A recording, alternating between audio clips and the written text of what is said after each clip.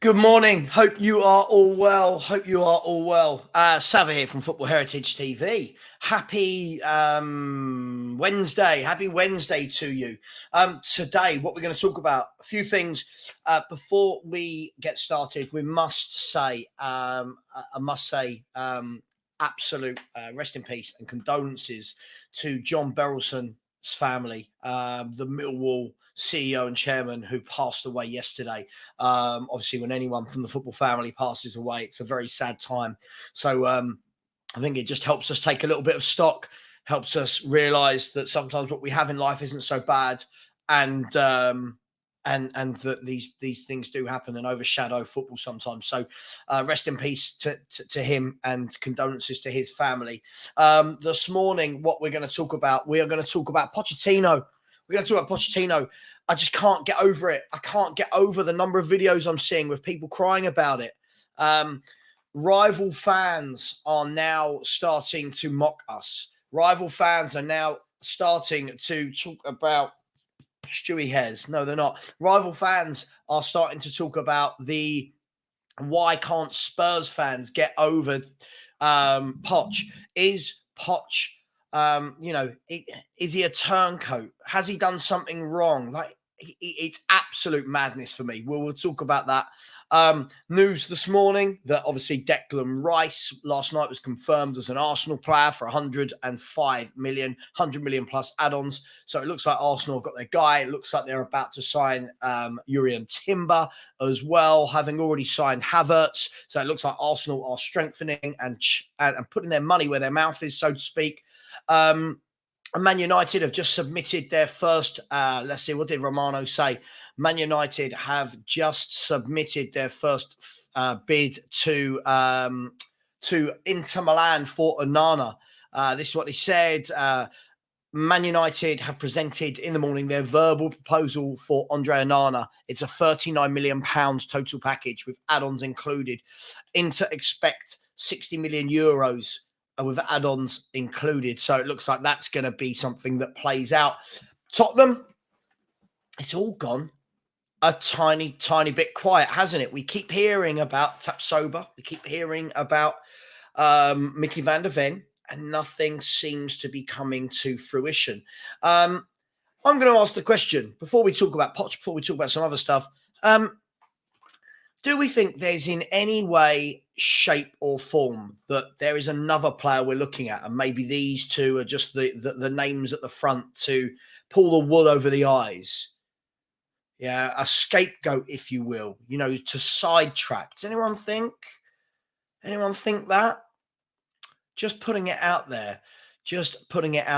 How worried are we by Arsenal? Should we be worrying about Arsenal? Are Arsenal massively clear of Tottenham Hotspur now? Are they making the type of signings that we should have been making when we were in the Champions League? Have we missed that boat? What does everyone make of it? Declan Rice, good signing, not a good signing. Jealous? Are we jealous?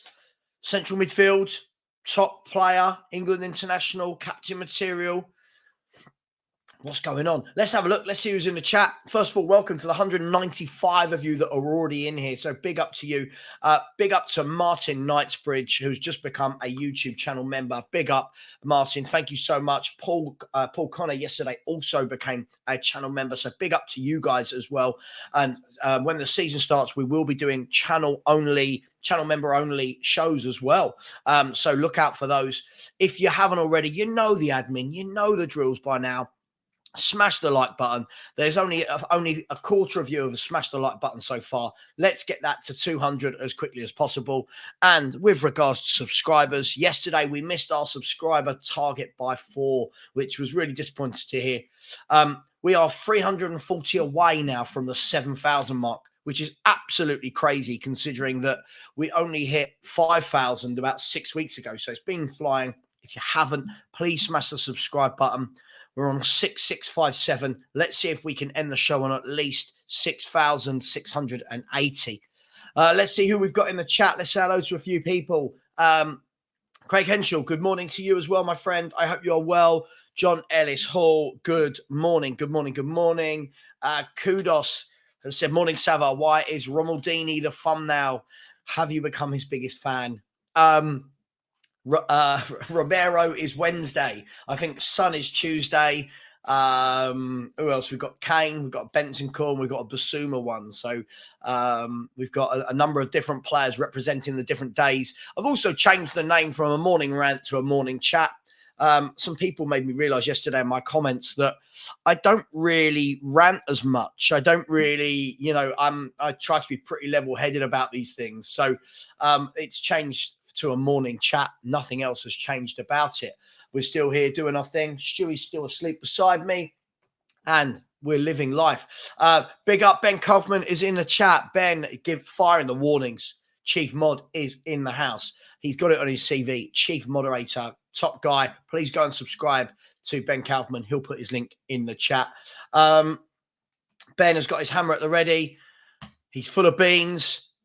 And James Flower, big up to you as well. We've got Astra 727 in the house. Big up to you. Nige, as always. Big up, Nige. I hope you are well. Who else have we got in the house? We've got Strasbourg Steve. Big up, Strasbourg Steve. Big welcome to you as well. Welcome to the two people that just subscribed. Thank you very much. Thank you, Astra727. I love the names. I really love the names of people I see. It's brilliant. I'm guessing you weren't christened as Astra727, but you never know. Absolutely, Nick Brown. Big up, Nick. Hope you're well. Been in the chat loads lately. I said I want to take a moment to wish my condolences to John Berylson's family and friends. Definitely one of the great club owners. Rest in peace. Absolutely. Rest in peace, John Berylson. And thoughts with everyone over there at Millwall. Jimmy has said, was just on a Levy Loving channel and heard them say our defence is not as bad as people make it seem and will be better next season. Thankfully, Savva is here.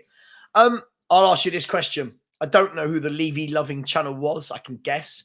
I can guess a few channels. These are the channels that don't want to admit what's been happening and what's been needed. If Spurs went in next year with a back four of Davis, Dyer, Romero and Royal, how happy would people be? There's the question I will ask. I think these people are the people that are in denial, absolutely in denial about what is needed at this football club. Romero, sure. Royal, possibly in a back four. But, you've got to get better on the other side. You've got to get better. So, hey, it is what it is. Morning, Phil Barnett, one of my favourites, said, morning Spurs fans. Let's hope that we've got some Solomon over the line today. And with Van der Ven in London, it looks promising too. Is Van der Ven in London? Where did you see this? Is Phil Barnett the new ITK for Tottenham Hotspur? Big up Phil B. There's Phil B. There's Phil P. These Phils are absolutely everywhere. There's Philly 2109. All the Phils taking over.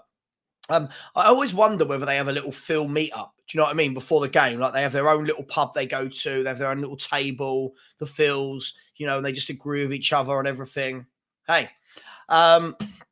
absolutely. Go over and subscribe to Strasbourg Steve. Great character. Very knowledgeable with his football as well. I swear he watches about 15 games of football at once on 15 screens. Mr. Post Office is in the chat. He said, December is here and he's beautiful. Deck is here and he's beautiful. People who think what Arteta did last year was a flash in that pan and that he isn't building something and not paying attention. Well, that's going to be the struggle for you guys this year, isn't it? It's going to be balancing Champions League with Premier League and the Cups, because what I do know is he's spent a lot of money now. He's been there a number of years, and a lot of your fan base will now start demanding trophies. I don't know if the nice football and challenging is going to be enough for your fans these days. So, interesting. We'll see. I still think Liverpool will be the biggest challengers. Paul Hancock said, good morning, Savva in the chat. Big up yourselves. Big up to you as well. Billy Andrews said, morning, Savva. If we don't get Tapsoba, should we go for Tosin from Fulham? Maybe offer Roden or another player as a make weight? Look, I feel that there's going to be a lot of players possibly being used as make weights. I think we've got a lot of deadwood that will shuffle on, so to speak. I think you've got players like Skip that could go. Højbjerg could possibly be a make weight. Roden, Tanganga, Sanchez.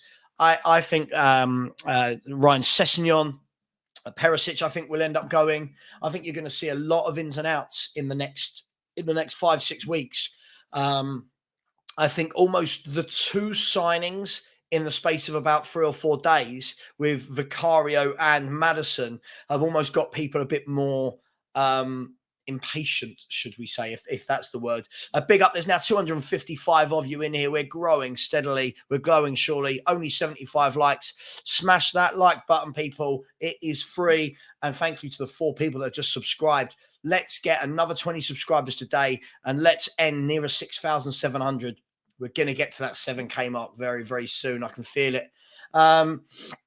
Midori, big up, has said, read an article that Nelson is apparently back in the picture from Galatasaray, but the source is a bit iffy. Lots of sources going round, lots of sources. Rafa said he bets we'll get Victor Nelson. Jimmy, big up to you as well. Carl, good morning to you. Good morning. I won't be able to do it. Say hello to everyone because otherwise we'll be so far behind. Big up Daniel Harris. I am good, mate. I hope you are well. If anyone worries, this does say, sorry, I'm late. I didn't want to come. That's not true. It's just a t-shirt. Paul has said Timber is Arsenal's best signing of the window by a distance. So I wonder if Timber will go straight into the back four and replace Gabriel, whether or not they'll look to adopt some sort of Man City formation and have more centre halves. Billy has said Potts was sacked 4 years ago. Get over it. We bottled 2 title challenges, 2 cup finals, and 2 FA Cup semis. He won nothing. Bang on to this man. Yeah, move on. It's embarrassing. Keith has said, I'm still getting over Terry Venables going back in the 90s and he won us something. Potts did well with what he had, but he failed to get us over the line. Fans need to move on. Absolutely. Nick says, Savva, no more talk about one of our unsuccessful managers. No, that's what I want. But it's in the news. It needs to be addressed. Spurs fans are doing their usual crying act. Henry Sego has said, Savva, watch out for Nelson. Let's see. I've heard this man's name quite a lot. Walter has said, why are we not going for Van de Ven? He has bags of potential. Feel it will be picked up by a bigger club. I think that is always the fear, isn't it? When we take so long to bid and to get transfers over the line, the worry is that the bigger clubs will come in at some point and they'll get the job done in like 24 to 48 hours. So we'll see. Red Dan said, not for 105 million. Listen, all I know is this, is Spurs paid 60 million for Ndombele and have had nothing for 4 years. I bet you what Declan Rice gives Arsenal for 5 to 6 to 7 years is well worth 105 million. Very good central midfielder, captain material. He'll go straight into the team, won't need time to adjust. I think it's a good signing. I don't care about the fee. If they've got the money, pay it. Who cares? Morning, Daniel. Morning. One love to you as well, my friend. Peter Kip says, I really don't think Rice is that good. I think, he is. He's a good player. Come on. He's a very good player. James has said we'll get left behind this window. We'll get left behind if this window is not exceptional. Rivals are very active. I think this is always the thing we've got to look at, James, is, whilst we've got to worry what's going on in our own garden before we look over the fence, everyone around us for years and years keeps strengthening. And at some point you have to keep up, right? And at the moment, I feel like we need to do a lot. We do need to do a lot. Mr. Post Office says, Savva, you don't need to worry about Arsenal. We're going back to the good old days of not being competitors. Well, when I see it, I'll congratulate you on it. At the moment, I've not seen it. At the moment, all I've seen is that you had a good run and got beaten by Man City. That's all I saw. We've done that. We finished second a few years back. So there's nothing that's really stood out. Matthew, big up. As said, Mason Mount is a bum. 60 million is robbery by Chelsea. Well, let's be fair. If you're Chelsea, what great business you've done. They've they've got Mount out the door at 60 million. They've got Havertz out the door at 65. Kovacic at 30 million euros, 25 million euros. So off the top of my head, that's 150 million pounds. Sorry, not euros. 150 million pounds between United, Arsenal, Man City have given them 150 million. Then add on the money for Edouard Mendy, add on the money for Koulibaly, add on the money for Ruben Loftus-Cheek. Chelsea are making money and they're going to spend it. And this is the worry. Chelsea will go and spend that money. They'll buy Moises Caicedo. I think they'll get a goalkeeper, another midfielder, another striker. That's the worry. That's the worry. Peter has said, sorry, I've got really bad hay fever. Peter has said, good morning, Savva. Looking forward to the new season. Didn't follow last season due to my wife passing away. Listen, Peter, so sorry to hear that, my man. I'm so sorry. Not good times. Listen, if you need anything, reach out. Listen, as much as we're football fans, we need to be a community of people that are there for each other. And if we can't be there for each other, then what's the point? So if you need anything, find me on Instagram, hit me up, send me a message, let me know what you need, let me know what I can do and what the rest of the Spurs crew can do, and we'll help. But listen, I hope that you are remembering her the way she would want to be remembered, and hopefully since that year that you've been able to find some form of comfort in your life and have something else to get your teeth stuck into. But if you need anything, just message me, okay, my man? That goes for everybody. If anyone needs anything, you're suffering with mental health, suffering with the loss of somebody, whatever, you just need to chat, find me on Instagram, message me on there, all right? Donna Cullen, good morning, Mr. Savva. Thank you, Donna. Thank you. Walter said Chelsea spent 600 million last summer. How is this possible? How is this not breaking fair play rules? It's the reason they're not breaking fair play rules is they're spreading their costs over an elongated period of time. Didn't need to use the word elongated, over a stretched period of time. So the difference is they've not spent 600 million up front. Yeah, so that 600 million, 100 will be going this year, 100 next, and 100. I don't know the exact amounts, but that's the premise of how it will work. Where are we? Who we got in the chat? Big up Dan G is in the chat. Enoch out, Levy out. Where are we? Sorry, my screen keeps freezing. I don't know what's wrong with my internet today. Where are we? We got Philly P in the house. William has said, which channel was this? What do you mean? What does this mean, William Coker? What channel was this? Good morning to Lloyd Hughes. Good morning to you as well. Absolutely, Martin. Yeah, not happy with that back four. So when these channels say the defense isn't as bad as it's made out to be, look, what I would say, sorry, Mr. Box Office has messaged me. I'll pick that up with him later.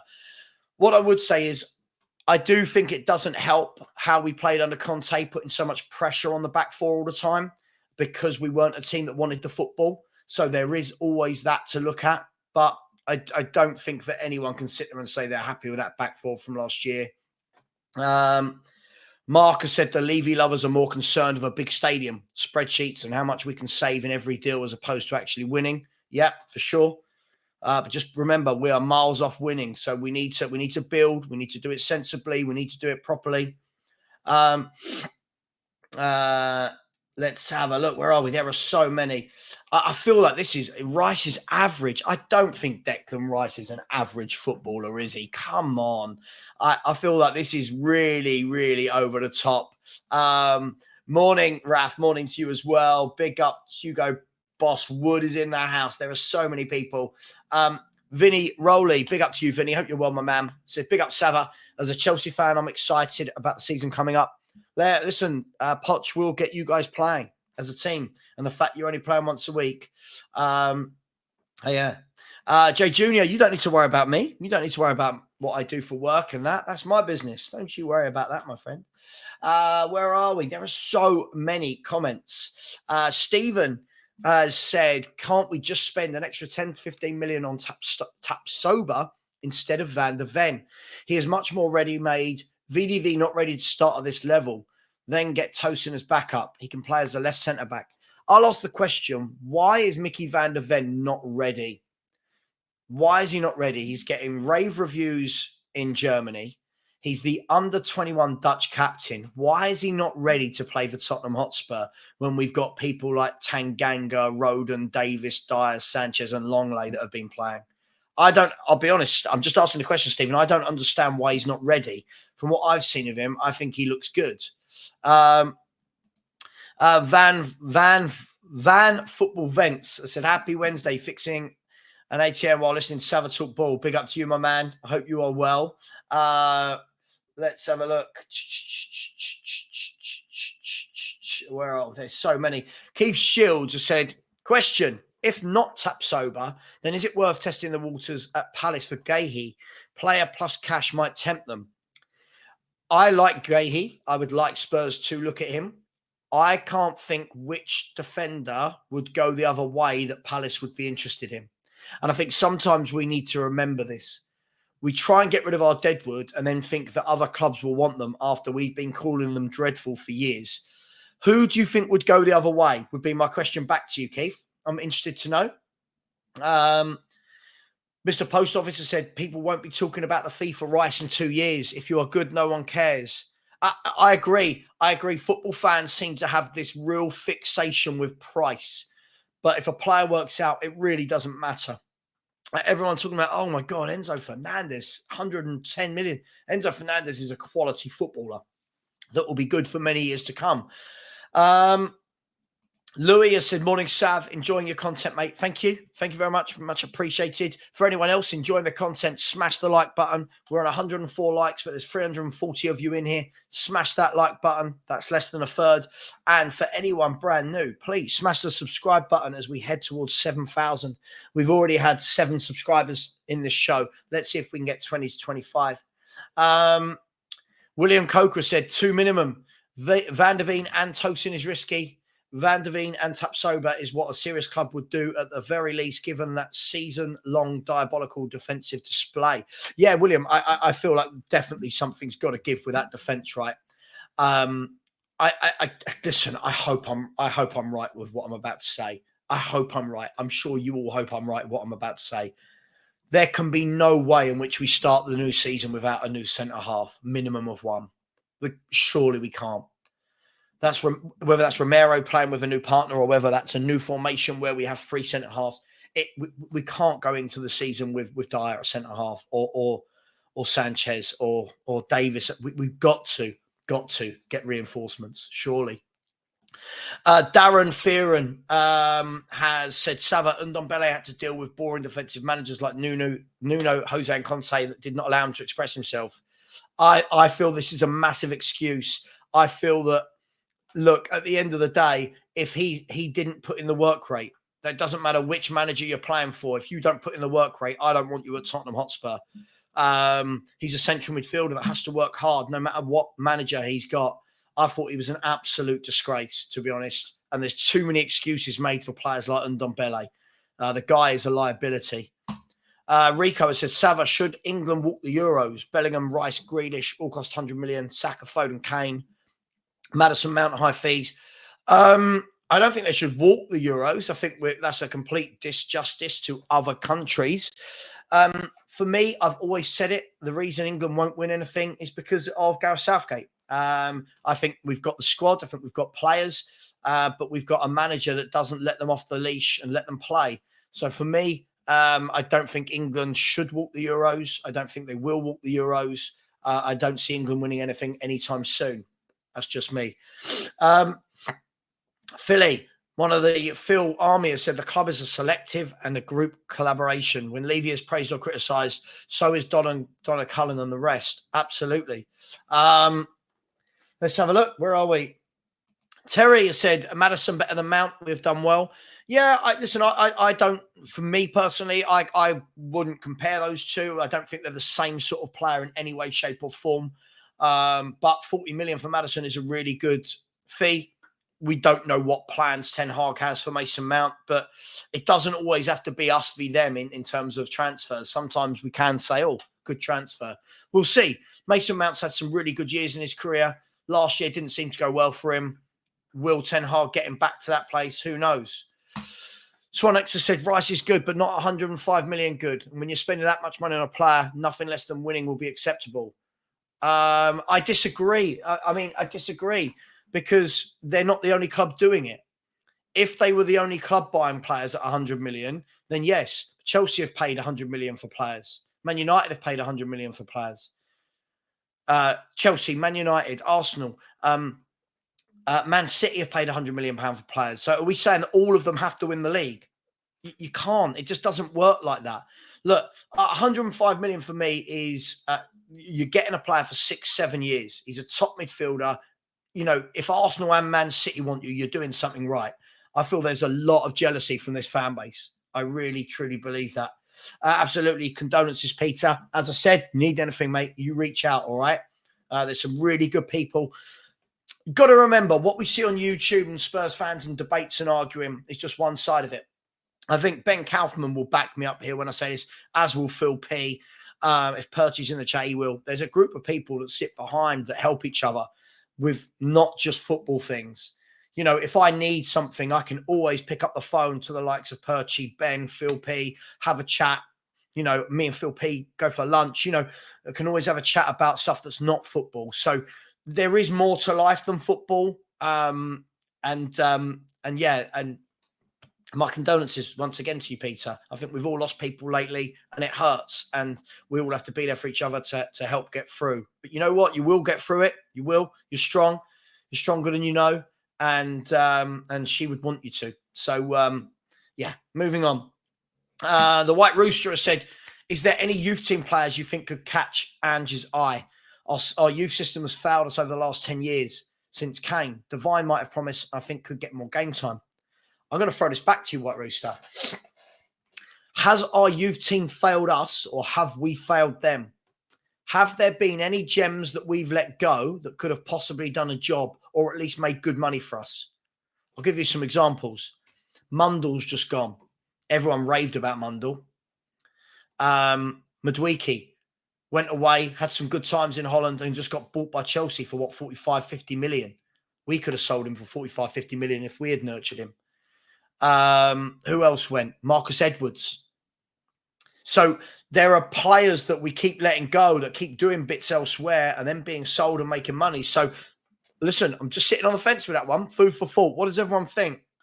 Big up Paddy Hartnett. Hope you're well, my friend. Hope you are well. I am as well. Thank you. Yes. Thank you to the 2 people that just subscribed. Let's keep subscribing, people. Let's get this to the 7K as quickly as possible.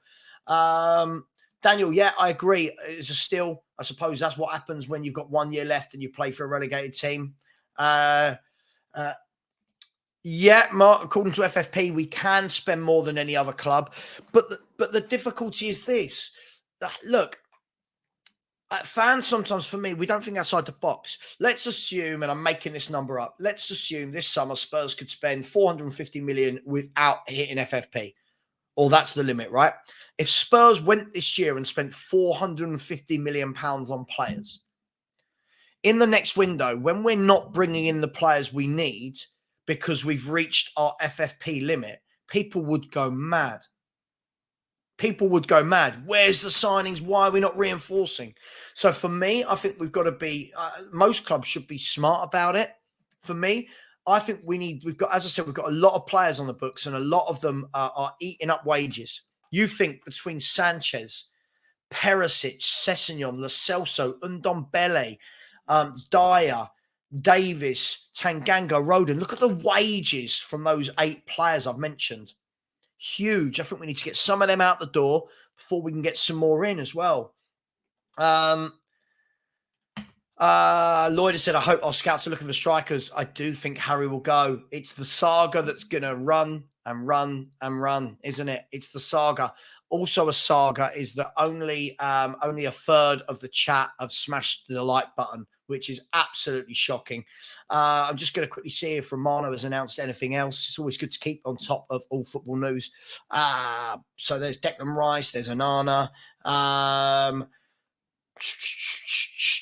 Nothing else. Angel, sorry, let me start that again. Angel Di Maria has just gone to Benfica. He's been given the here we go. Official PSG have parted ways with Gautier and Enrique, set to be unveiled as new manager today. It's all happening in the world, isn't it? It's all happening. And we need something at Spurs. We need some centre halves. I agree. I think anyone calling Declan Rice average, I look at it like this. I think everyone knows by now, the people that watch me, I am level-headed. I don't do the tribalism. I don't do the bias thing. I'll ask you this question. If Spurs signed Declan Rice, our fans would be doing cartwheels, wouldn't they?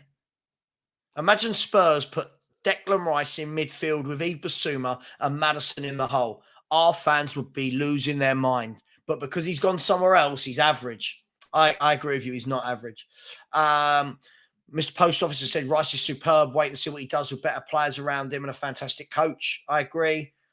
Savva is definitely not rich. He's definitely not rich. And he definitely does need to work. That is not true, please. Yes, this is closer to the truth. No, it's not. Savva is not a gangster. Where are we? Jay Jr. has said, think we could easily pay for VDV with the sales of Roden, Sanchez and Tanganga. Plus he covers left back. So add Cess, Reggie to that. That means net we will only need to cover Tapsoba. A proper club does that. This is what I think we need to do. I think we're going to start to see maybe Reggie go for 15 million. Sanchez for 15 million. You know, and then that's your sale, isn't it? You sell those two at 30 million. There's Van der Ven. You're right, Jay Jr. That's what I think we need to do. Sean Egan, big up. By the way, if anyone wants to become a channel member, please do. Any super chats will be guaranteed to get read out. Please, thank you to the 2 people that just subscribed. We are now on 6,668, so we're moving closer to the target by the minute. Smash that like button, smash that subscribe. Let's get to 200 likes ASAP. We're only on 153. The Perchy TV, big up, my man Perchy. How are you, sir? Has said Savva would be the 3 teams you predict go down this season. Also, big up with the hard work. Oh, look, it's always difficult, isn't it? When a team comes up. I mean, Luton, you'd have to say are favourites to go down, wouldn't you? You'd have to say they're favourites to go down. Have they got the money? Have they got the players to stay up? We'll see. I reckon they'll start well and then fade away. Sheffield United, I think will go. And this is obviously I haven't seen all their signings, but I think Sheffield United will go. I think Burnley will stay up. I like Company. I like what he's doing there. I think they will stay up. And then I think a third team, I think it will be somebody from a group of, I mean, Southampton went, didn't they? Maybe an Everton, maybe a Bournemouth. I don't know. We'll see. Ask me at the beginning of the season, Perchy. And please get over and subscribe to Perchy. He's got a 24-hour charity stream coming up next Friday. So please please donate to that as well. Good cause. Daniel has said, what's the deal with Tosin? 25 and no England call-ups. Even Dyer has call-ups. So why are we interested in him? Daniel, is the player getting big up? Look who's joining us this morning. Spurs Talk Show. Looks like he's just rolled out of bed, yawned. Here he is. He's good to go. You well? How are you? All right, mate. Yeah, how you doing? I'm good. Am I right? Did you just get out of bed? No. I got out of bed about an hour ago. Living the dream. Somebody's just said that I'm rich and don't need to work anymore. So yeah, why not? I got out of bed an hour ago as well. If anyone's rich, by the way, it's Sean.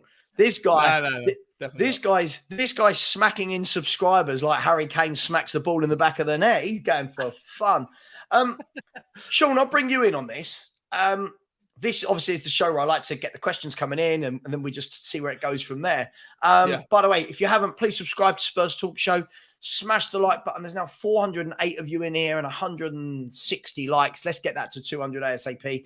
Thank you to the 2 other people who just subscribed. We've now had 21 subscribers throughout the show this morning. Let's keep going. Let's get to that 7,000. When you had about 10 million subscribers this last couple of days as well, Savva. I know exactly. I'll message you how many I've had. It doesn't matter, does it? Yeah. I mean, in the last, I'll tell you what, would you like to know in the last 7 days? Would that make you feel better? Yeah, that's probably make me feel sick, but yeah, go on. 557. Wow. That's amazing. Which is 472 more than the previous 7 days, apparently, according to YouTube. Anyway, we move on. The difference between being on holiday and being at home and doing some work, Sam. Yeah, absolutely, mate. Absolutely. Do you know what? She was getting annoyed with me. She was like, she could see I was sitting on the sunbed, like watching YouTube shows. Like I'd watch you and Henry in a show or whatever. And she'd be like, just go and do a video. And I'm like, thank you. I'm just gonna run off and do a video. Sean. Yeah. Tosin from Fulham. Somebody asked a question here. He's 25. Does having no England call-ups mean that naturally he's not very good and we shouldn't go for him? Is that the barometer? It's a reasonable question. I think Tosin plays in a back four. He'd be competing with Stones. Who else? Because I think England playing a back three. The only reason Eric Dyer's had call-ups really is because of the back three kind of similarity. And I don't know how many minutes has Eric Dyer had. I wouldn't read too much into that. I think that there's a little bit of snobbery on Gareth Southgate's part as well. Like he always picks the players.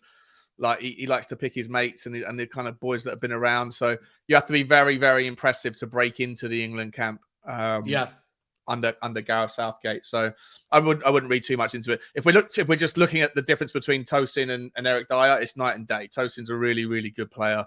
Strong, quick, good in the air, competent, calm, got a good head on his shoulders, and can bring the ball out. And he fits the Ange system far better than Eric Dyer does. So absolutely. Yeah. By the way, people, if you want a question to guarantee it gets read out, put it as a super chat.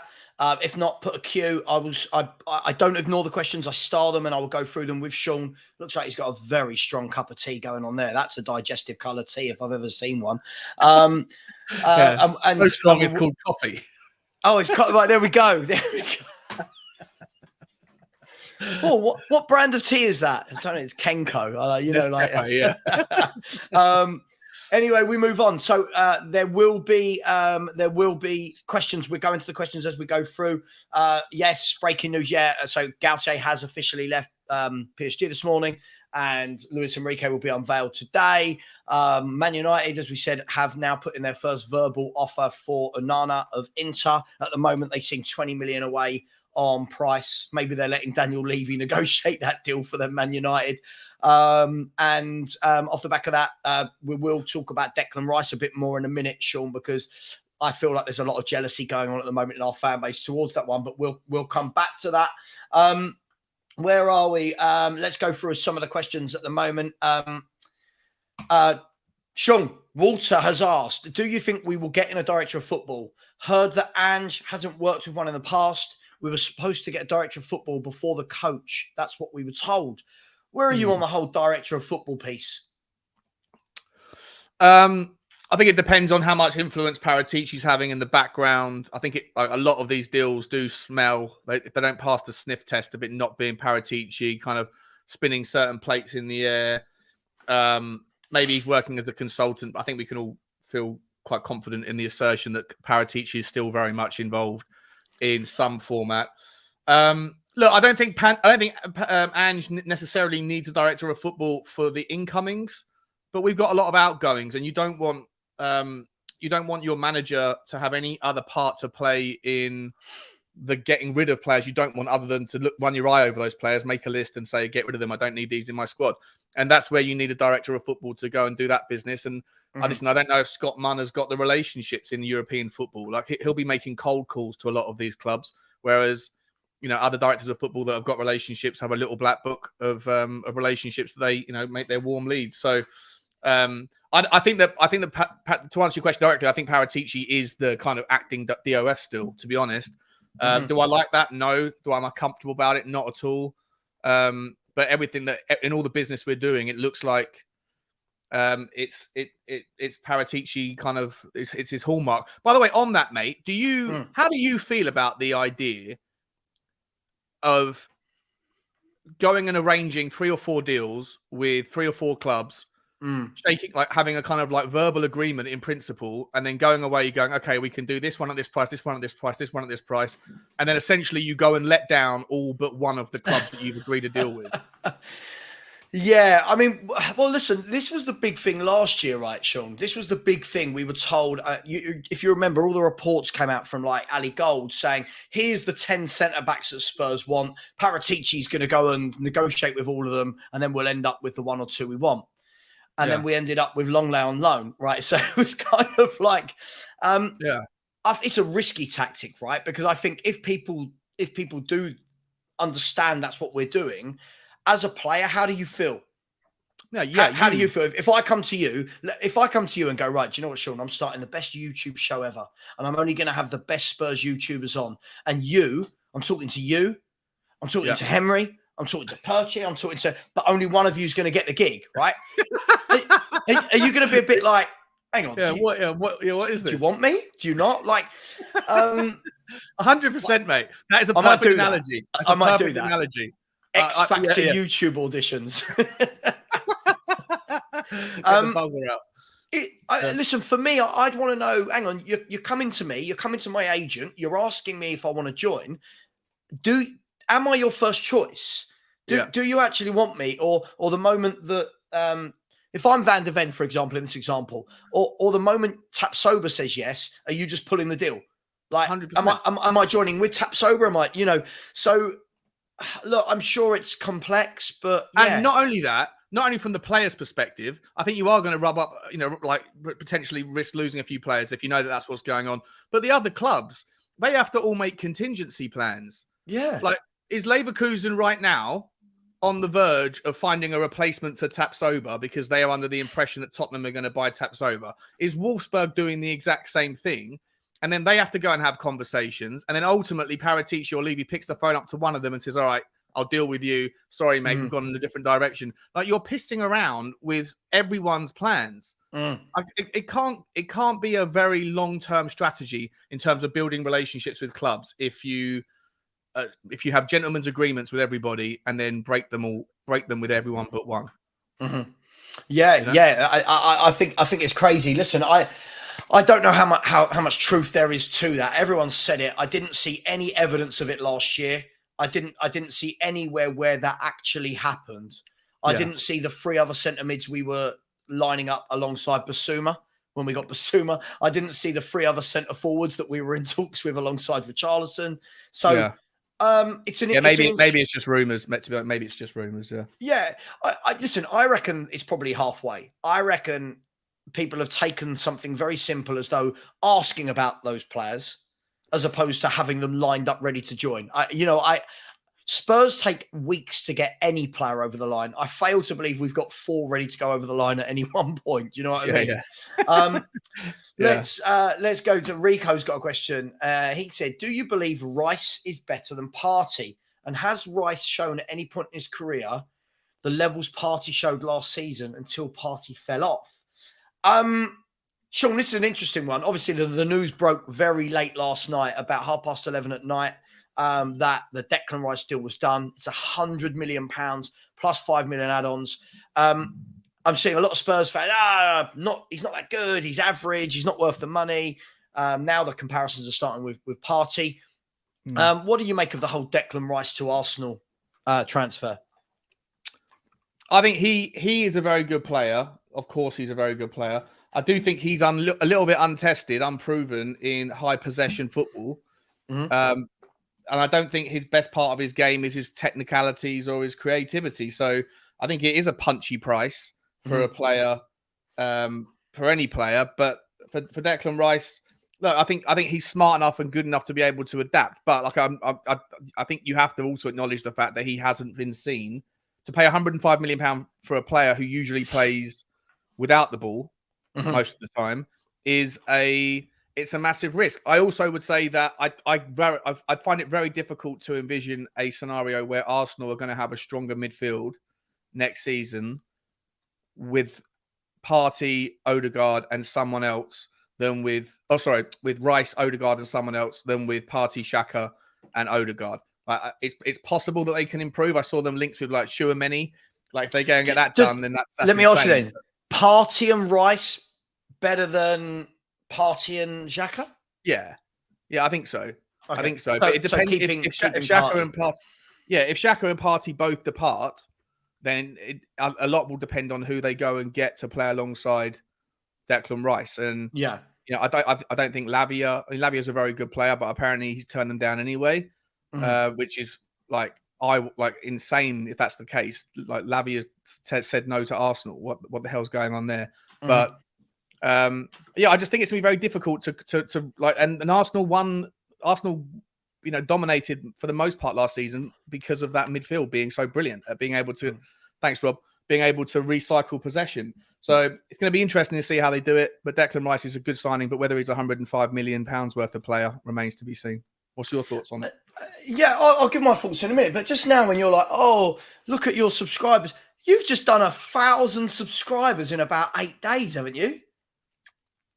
Yeah, I think so, mate. Yeah. Sure, you're putting the rest of us to shame, mate. I can't even get to 7,000. Big up. If you haven't, on a serious note, much love. This guy deserves it. His videos are brilliant. Great analysis, great insight. There are a lot of people talking about whether or not Declan Rice is an exciting signing. Now, I did see a comment that I wanted off the back of your question. When we're saying Declan Rice doesn't excite fans, but I think this is where sometimes football fans get it wrong.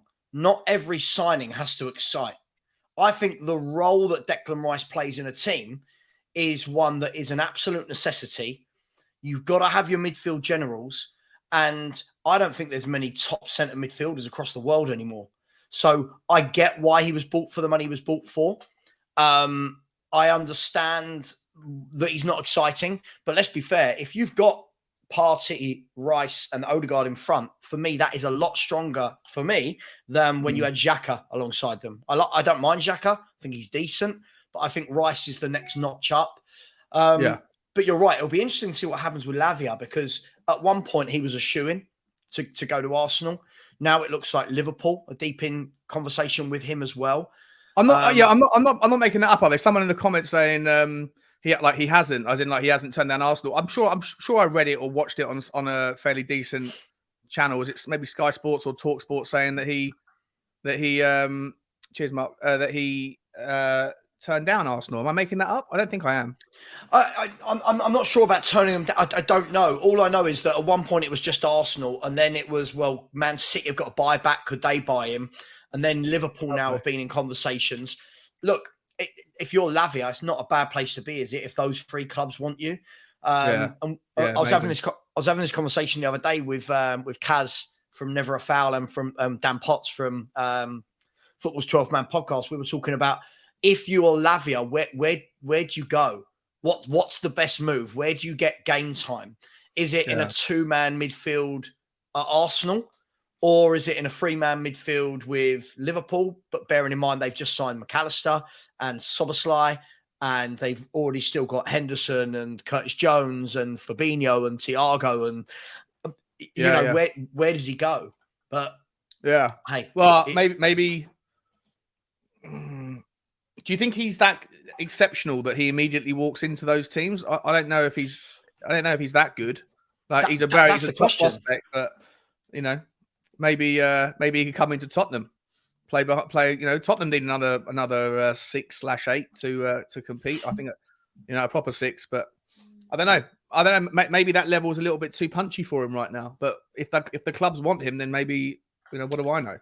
Yeah, I mean, look, that's the difficulty, isn't it? As a player of that age, I suppose you have to weigh up: do I want to go and sign for the big glamour club, or do I want to play week in, week out? For all we know, they might have promised him week in, week out. I don't know.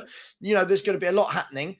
And then you got to chuck Moises Caicedo into the mix as well. He looks like he's going to Chelsea. That'll be another £100 million player.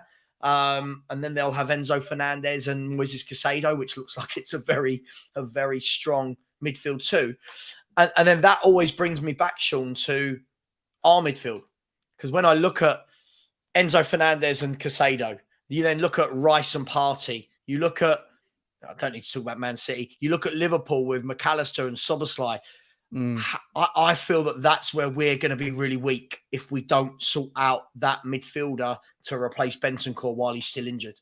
I know we've talked about this a lot. Yeah, like the midfield, the fully fit midfield three of Bissouma, Bentancur and Maddison is a massive improvement on what we had last year. But there's no fully fit midfield for at least 5 or 6 months. We don't even know what version of Bentancur is going to come back. And like, promise you, mate, I played rugby to a decent level when I was a kid. I dislocated my knees, and they were never the same. You never had full trust in your knees once you've done your cruciate ligaments, which when you dislocate your knees, you also you rip out your ligaments as well. And like, to me, it's a massive question mark over him. I have a question mark over whether Bissouma is the perfect fit as a 6. I really don't think he is, especially in the system that we need. I think he should be the guy who plays in Bentancur's position until Bentancur's back. And I think we need someone else in the 6. And, we've spoken about Amrabat. He's looking like he wants to go to, or United are going to pay 25 million for him or something, 30 million, like chump change for a player of his quality. You've got Locatelli at Juve, who I think would be a good fit. You had someone. Can I ask you a question about Amrabat? Do you think Amrabat walks into that Man United team? Yeah, at the moment, yeah, probably. Even with Casemiro, like do you think they can find a place for Casemiro and Amrabat in the same midfield? Even though you've then got Eriksen, Mount, Bruno Fernandes. I'm just surmising. Yeah, it's an interesting take. It's an interesting take. I think Amrabat can play. I think it's a really good point, actually. Listen, I know it's a score game. I know it's a score game, but I'm just... Amrabat for me is a proper 6. Is a proper 6. Casemiro is a proper 6. I don't think either of them are like... It's a really interesting take, mate. It's a really interesting point. I think probably not, actually. Now I'm thinking about it deeper. Maybe it's one or the other. It's a tough one, isn't it? It's a tough one. See, the thing is, what would be great, and I'm not saying he'd come to us, but what would be great is if Big Ange phoned him up and said, "Oi, come in, you're going to play 38 league games as long as you're fit in the number 6 role." You had a player like Amrabat, all of a sudden, now I'm very excited because we've talked about this loads, Sean, but for me, that number 6 role isn't just one signing. That number 6 role completely revolutionizes what you can then do with your fullbacks. 100%. So if you had... If I said to you next season, we were starting the season with a core down the middle of Tapsoba and... I'm about to play Football Manager here, by the way. Yeah, about to play Football Manager. Tapsoba and Romero at centre-half. A midfield 3 through the middle of Amrabat as your 6, Bissouma as your 8, Maddison as your 10, Kane up front, Kulu this side, Son that side, Doji there, and then Porro there. Yeah. All of a sudden, I'm excited. I'd go again. Yeah. Do you know what I mean? I'd be excited to go. Yeah.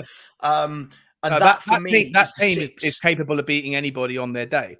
It really is. Whereas you think about the same situation now, but you have Bissouma in the 6. At the moment, you'd have to have Sarr in the 8 or Sarr in the 6, Bissouma in the 8, Maddison in the 10. Let's assume that we're picking Sarr over Skip. And I don't think that you can afford to leave Pedro Porro that far up the pitch, Udogie that far up the pitch with just Tapsoba, Romero, and Sarr or Bissouma in there. I think you'll get absolutely ripped apart. Because remember, like, we're not Manchester City. Whilst the idea here is to play 75% possession, we haven't got worldies where that's going to be the case. We're going to lose the ball loads. And so you need to have competence at the back to clear things up and to win the ball. Is it one other player, mate? I don't know if you're familiar with him or have watched too much of him. If we're not going to get Amrabat, this guy's probably more expensive, but you've got that Sangare at PSV who could do the job, and Zubamendi from Real Sociedad. I don't know if those two players are capable of moving.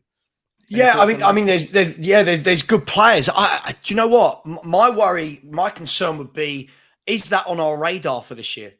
I mean, as fans, we want that. I don't know whether or not that's on the club's radar. Of course, we've got to sort out the centre-back positioning, but it's a really interesting one for me because with Bentancur being out, and as you said, even with Bentancur being fit, Bentancur, Bissouma, Maddison, I don't see a natural defensive midfielder that likes to do it. I see a box-to-box midfielder in Bissouma. I see Bentancur as a bit more of your... he likes to get on the ball. He's kind of got that kind of Berbatov-esque elegance about him in central midfield. And then Maddison, obviously, is not your guy to come back and do your defensive doggy work. So there still needs to be a lot done there, but which is why I always bring this back to the patience. It's not going to happen in one window. I do want to get to some questions. First question I want to get to is this is an interesting one. From Philly, one of the Phil army. There's about 7,000 of them. Said, why haven't Spurs or any club moved for Bella Kotchap? Now, I know you're a fan of his, Sean. Why is that? Is that simply because the summer hasn't finished yet? Or is this guy going to stay at Southampton? I'd be shocked if he stayed and went down into the Championship. I think he's too good, far too good. But I think he's still got a long time on his contract. I believe. Could be wrong on that, but yeah, I don't know. It's a really good question, mate. For me, I'd take Bella Kotchap at Tottenham, not ahead of Van der Ven or Tapsoba, but if we were really looking to add depth, bringing him and one of those other two would be superb. But I think he's going to cost a fair chunk of money as well. So yeah, I don't see him coming to Tottenham, but he will. I'd be shocked if he stayed at Southampton next year. Absolutely. Everyone is saying, they're not following you, Sean. They're following Bugsy Malone. Mate, I'm fully aware of who the star of the show is. See, your dog's the star of your show. Mine's just asleep on my foot, right now. It's just awful. Just quickly, guys and girls, please subscribe to Spurs Talk Show. Subscribe to what's my channel called? Football Heritage TV. Smash the like buttons. There's 482 of you in the chat at the moment. Only 202 likes. I'm not a genius at maths, but that tells me that just over 2/5 have liked. That is really, really tight. Smash the like buttons. If anybody hasn't subscribed, please do. My aim by the end of this show is to end on 6,700. That's 25 subscribers away. So smash that subscribe button. Before we move on, Sean, how is Bugsy Malone? People are asking. Is he good now? Sorry. Hey. Oh, has Bugsy Malone pulled your internet? Always good when Sean's internet goes. I absolutely love it. Absolutely love it. I'm sure he'll be back in a minute. By the way, there are lots of questions. I am starring them. Don't worry if you think that your question has been missed. And whilst we're waiting for that, I will say again, thank you, Martin Knightsbridge, for becoming a YouTube member. And Santu, always a big supporter of the channel. So thank you so much for coming in, and thank you for your super chats. Thank you to the 3 people that just subscribed. Let's get another 23 subscribers to get this to 6,700. Let's spread the word. We've got loads of questions. We've got Sean's internet playing up. There are so many comments. It is going absolutely mad on this Wednesday morning. Let's have a look. Ash Sevener says Amrabat doesn't start over Casemiro. No way. And this is the interesting thing for me. Then Paul Hancock's come in with a different scope and said Casemiro missed 10 games last season and we had nothing as backup. This is the struggles, isn't it, of building a squad? It's how do you keep everyone happy? C to the fourth again has come in with this and said they're going to have so many games. Amrabat will be the Casemiro backup, but play plenty, and he can cover the number 8 that they have Fred in 2. Yeah, it's all about having a squad. It really, really is. Yeah, absolutely. With the fullback this aggressive, you need a 6. Absolutely. Red Javier said, stop with the Rice nonsense. He has never played as a single 6. He has always been in a double pivot with England and West Ham. Can he play as a single pivot? Let's wait and see. Listen, top players are top players. That's all I know. I'm going to be really, really honest. So, hey, it is what it is. Mason Mount, as we know, has now been unveiled as a Manchester United player officially. He has passed all his medicals, and it has been officially announced this morning. The pictures are on Fabrizio Romano's page and everything. So he is now a Manchester United player with a nice little video of him as well. Sangare has signed a new contract. I don't know is the answer to that. Maybe he has, maybe he hasn't. Phil has said Basuma is an 8, not a 6. That's round pegs, square holes. We need to get an orthodox number 6, but a defensive leader is the main priority. This is absolutely spot on for me. As we welcome Sean back to the show, if his internet wants to play ball. I think this comment, Sean, is spot on. It is. Basuma is an 8. He's not a 6. And it is round pegs and square holes. And I think that's something that Spurs have to get away from, right? We've got to get away from, could so-and-so do this rather than buying this? Yeah. No, 100%. Philly's, I think, spot on. I think this was always going to happen. You know, when you finally make that transition from a progressive system to a pragmatic system to a progressive one, and a back 5 to a back 4, wing backs to full backs, a 2-man midfield to a 3-man mid. When you make that initial jump, and you hope that it's the first in a more consistent next 10 years of similarity. You are initially going to be found to have too many square pegs for too many round holes, and you can't do it all in one window. So I think that, I think he's spot on. But I think you're spot on as well, Savva, when you're saying I don't necessarily know if it's on the radar right now. I think that there's going to be so many new things, new faces, change happening at Tottenham. We can't expect them to do 10 new signings in one window, but there will eventually need to be that much of a reshuffle. Yeah, absolutely. And just quickly before we move on to the next question, Stephen, I'm worried about you, my friend. I mean, earlier on in the show, you came in telling me about Ndombele and how he's been used wrongly by managers. Now we're talking about the Celso. Dude, I don't know. We've had 4 years of seeing that these two don't offer a lot. I really don't want another manager to give these guys a go. It doesn't work out. And then we go, oh, the same managers have done the same thing. So not for me. Just quickly, Sean, the Celso 6 or 8. Do you want the Celso in? Is he a 6? Is he an 8? I don't know what he is. I don't know what he is either. He's definitely not a 6. I would have thought, if anything, he was, I guess, an 8, but I don't know. I'm not really sure. All I can remember of him is not being able to kick the ball past knee height. Like he had legs like a 12-year-old girl. So I don't rate him anywhere near as a Premier League player. He does well in Spain, but not for me. Not for Tottenham. Yeah. I look at the Celso and I think neat and tidy, which is okay, neat and tidy. But I don't see a goal scorer. I don't see a creator. I don't see a player with a good engine. I don't see him as a tackler.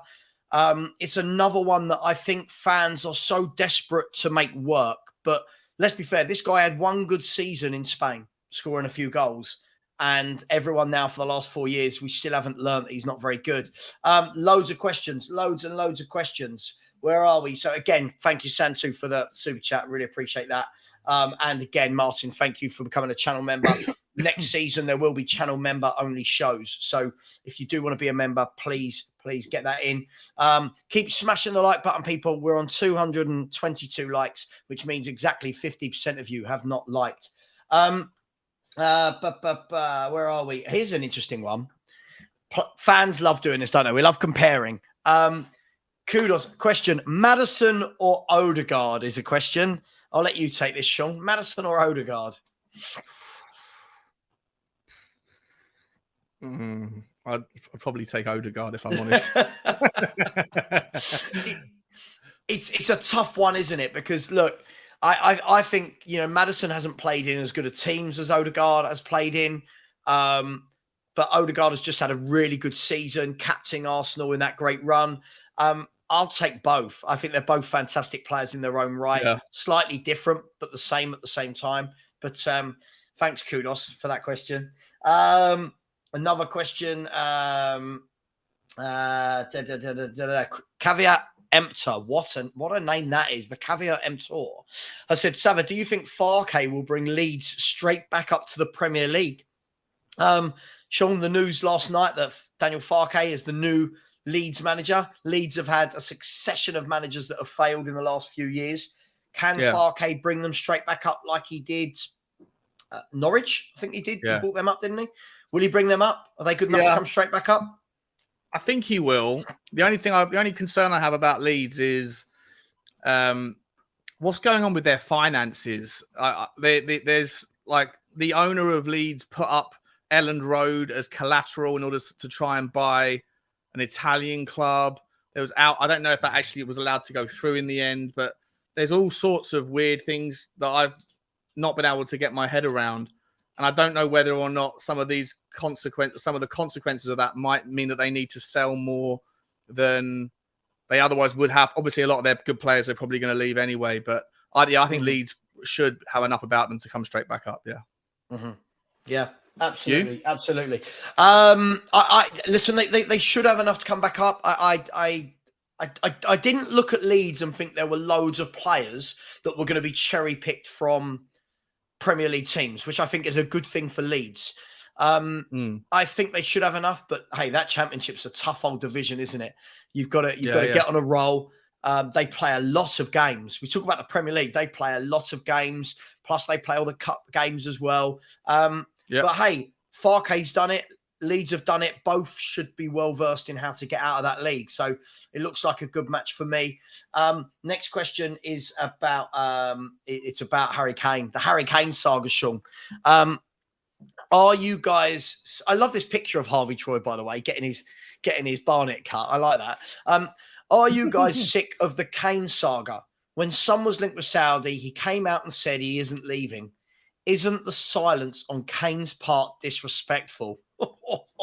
I get a feeling this will rumble on for the next 5-10 minutes of the chat. What do you reckon, Sean? Disrespectful? I think we need the only argument for why we haven't got clarity is because Harry Kane is still on holiday, right? I don't think he's back yet because of the international break. So I'd imagine that there's going to be a conversation. Let's presume that Harry Kane gets back to work on Monday of next week. That you'd imagine there'd have to be a conversation by Tuesday or Wednesday with Ange, figure out whether or not Ange can use his Antipodean magic touch to convince him to stay. But I think you're going to know more next week. But yeah, I do think it's a touch disrespectful. He hasn't put in a transfer request, nor has he signed a new contract. So everyone's kind of walking on eggshells, not knowing where we're at. And to be honest, I am sick and tired of the whole story. I did do a video on it today. But really the video was about Jonathan David because we've been linked with Jonathan David. And I don't know what your thoughts are on Jonathan David, mate. I think he's so overrated. I think he's in my video this afternoon. So yeah, you'll get my thoughts on Jonathan David. Yeah, okay. I agree with you. For me, I think he's another one of these players that has a good year, and off the back of a good year, everyone goes, "Oh my God, you've got to sign him at whatever cost." I think it's happening right now with Muani. I'm not saying not a good player, but yeah. No, with forwards, I like to see that a forward, unless they're 19, right? Unless they're 18, unless you're buying them for pure raw hope. Potential. Yeah. Potential is the word. Sorry, you're not hope. But yeah, no, I agree with you. Jonathan David, for me, if he was one of our forwards, I've got no problem with it. He reminds me of Richarlison, mate. He's a head down. He's first of all, he's 5'9", 5'8". He's 1.75 m. I don't need any more short players in our team. We already get bullied in the air. He's can't do that. He's not that fast for a little guy. He's a head down merchant. His first thought is head down and run with it, like Steven Bergwijn or Richarlison. What's happening, Donna? And yeah, give my corporate lounge to Sean. Go on, you're all right, Donna. Go on, I won't mind. I'll pop over and say hello, share a glass of Prosecco. But yeah, and I think that he got 24 goals last season, but 10 of them were for penalties, right? So, and the other 14 that he got, I think a lot of them were sort of Tommy tap-ins. So I just think that you're paying 65, 70 million euros, 80 million euros for a player, like you say, because of one good season. I don't think he's that good at all. Massively overrated. It's interesting, isn't it? If I bring it back to the Harry Kane thing, I always feel that he hasn't said anything lying. I sit on the fence of it because, yeah, you want to hear, don't you? People want to hear. What they want to hear is Harry Kane come out and go, no, I'm not going anywhere. The problem is also he'll be advised by his people that whatever you say is going to be twisted, is going to be used against you. Now, for example, imagine Harry Kane comes out this week while on holiday and said, no, I'm not leaving Spurs. I'm staying at Spurs. You've got me next season. Spurs fans lose their mind. We have these parties. It's great. It's one of our own. Then a massive monster bid comes in from Bayern Munich or Real Madrid in August. And he goes, Harry Kane's the devil. He told us he wasn't going. I think you've got to read between the lines, mate. Like he 2 years ago, or 3 years ago, when he did that, Gary, he said he did come out and make his feelings known, and he got slammed for it when he talked to Gary Neville. So the fact that this time he hasn't said anything, I think that tells you that basically he's gone, well, the last time I told you how I felt. Right. I'm not going to tell you how I feel this time. I mean, last time I remember he said that, he was asked, which player would you love to play with? And he said like Kevin De Bruyne, which is the obvious answer because if you're a striker, you want Kevin De Bruyne feeding you. And oh my God, he supports Man City. This is outrageous. He's not one of our own. For me, you know my feelings on the Kane situation, mate. I don't care now. I'm at the stage. I've seen the guy for 10 years. Sign the contract or don't. One or the other. But just, get it wrapped up in the next couple of weeks. Whatever it is, get it wrapped up. Let's put this to bed. I do not want a Berbatov scenario. I do not want a last couple of days of the window and all of a sudden Spurs are scrambling around for some unknown Argentinian bloke. Do you know? Yeah. Do you know what I mean? Yeah. So, but listen, I'm 50-50. I don't know if he's going to go or if he's going to stay. It's all surmising. But the one thing I would say on it, Sean, is Bayern Munich must have had some sort of signal, right? There must have been some sort of nod of the head that Kane would entertain it. I don't know. I don't know. It's all rumors. If we're taking our Tottenham hat off and putting on our logical hat, you know that there's a higher he wants, if he wanted to stay, he would have signed, or there would have been if he doesn't, then the only reason he hasn't said it is because the last time he did say it, he got thrown under the bus. Right. Like, he wants out, doesn't he? Come on, let's be honest. He wants to go, but Daniel Levy's not allowing him to leave for anything other than ridiculous money. I think there's one or two things here as well. I think he wants out. I think, look, the way we'd know if he wants out as opposed to staying is, let's assume Daniel Levy is not our chairman, right? Let's assume Real Madrid, Bayern Munich, and Man United all come in and go 110 million and all three bids are accepted, right? Yeah. Are we saying that Harry Kane turns around and goes, nah? Are we saying, would he really go, I don't fancy any of those three massive clubs? No. I think at the moment, Harry Kane's staying because I don't think he's allowed to go, or a club has not put in a suitable figure. That's my opinion. And I think that's understandable. Why would you want to, at this stage in his career, he might be thinking about leaving, but our fans will make it as horrible for him as possible, won't they? We need to know, though, pretty soon. Okay, so the original question from the guy with the hair, who having the haircut. Harvey Troy. If we don't have an answer yet, you could put it down to the fact that Harry Kane's on holiday. As soon as he's back, there has to be a conversation. Then I think the noise will have to come out around what is the plan here, because to your point, it cannot drag on into August. Absolutely not. Yeah. I mean, I disagree with this, if I'm honest, free for all. I don't think Kane does hold all the cards. I think that there's one man that holds all the cards, and it's not Harry Kane. I don't know if you agree, Sean. I think it's Daniel Levy. Harry Kane cannot leave this football club until Daniel Levy says yes. He'll hold all the cards in a year's time, but right now, I don't think he holds the cards, Sean. I don't know what you think.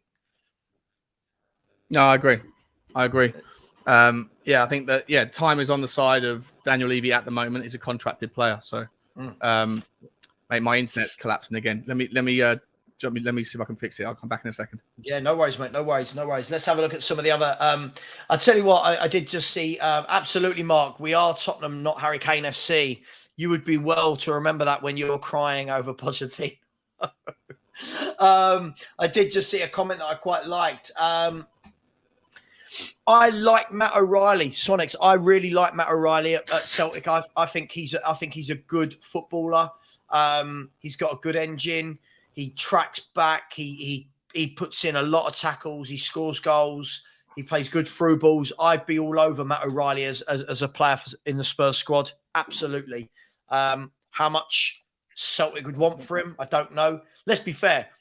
If anyone knows him, it's going to be Postecoglou, isn't it? So if he wants him, I'm happy with that. Just while Sean gets his internet sorted, we've got Abhishek has said, I am a Liverpool fan. Thoughts on Lavia? Yeah, I think Sean and I talked about this just now. I think the difficulty for Lavia is he ready to step into a massive club like Arsenal or Liverpool and start playing immediately? Does he go there and have to bide his time? Because I would assume if you're going to go anywhere and bide your time and be a bit part player, wouldn't Man City be the logical destination if they wanted him? Because how Pep brings players on, I don't know. I'm just surmising. What do you think? What do you think about Man City's track record with doing? I know Calvin Phillips was injured for a lot of the year, but do you think that next year he's going to get a lot more minutes? I don't know. I don't know, because they've just bought Kovacic, which you could look at it as one of two ways. Kovacic, it could be the Gundogan replacement, or it could be that they think that actually now that they've seen Phillips close up, he's not good enough. The difficulty that Calvin Phillips is always going to have is how do you replace Rodri for game time? Yeah. Rodri, for me, I've said this a number of times, is the best player in the Premier League. For me, I think he's sensational. Yeah, of course. I think the drop off to taking him out and putting anyone else in that Man City team to make them tick is unbelievable. So, again, I would have thought Calvin Phillips, someone like West Ham going in for Calvin Phillips. I'd take him at Tottenham, mate. I'd take him at Tottenham. You would, yeah? You take Calvin Phillips? I would, yeah. Okay. To sit in the six. I think he is the perfect kind of player who's capable with the quarterback, kind of roll the ball at his feet. He can spray it around, but he's also got that kind of monster lunatic side. Like, I'm not saying that he's the perfect fit for every number 6, but for the specific 6 that we need, that where everything goes through, like the Callum McGregor role at Celtic, I think Calvin Phillips would be a really sensible option. Whether I don't think City would deal with Tottenham, but I think he would be a really good fit. Yeah. No, look, we'll come back to that in a second. Guys and girls, the likes have completely dried up. We've only got 241 likes and there's 472 of you in here. Smash that like button. Please subscribe to the Spurs Talk Show. He's going to get to 12K by the end of the day. So let's help him now. Let's get him to 12K right now. Please keep subscribing. I'm 16 away now from 6,700. So we're growing. I'm growing modestly over here while Sean's smashing the rest of us out the park. You're flying, mate. You're flying. Yeah. It's an interesting one, Calvin Phillips. I don't mind him as a player. I don't mind him. Is he your silky ball-playing player? Probably not. But does he do that job well? I think he did a really good job.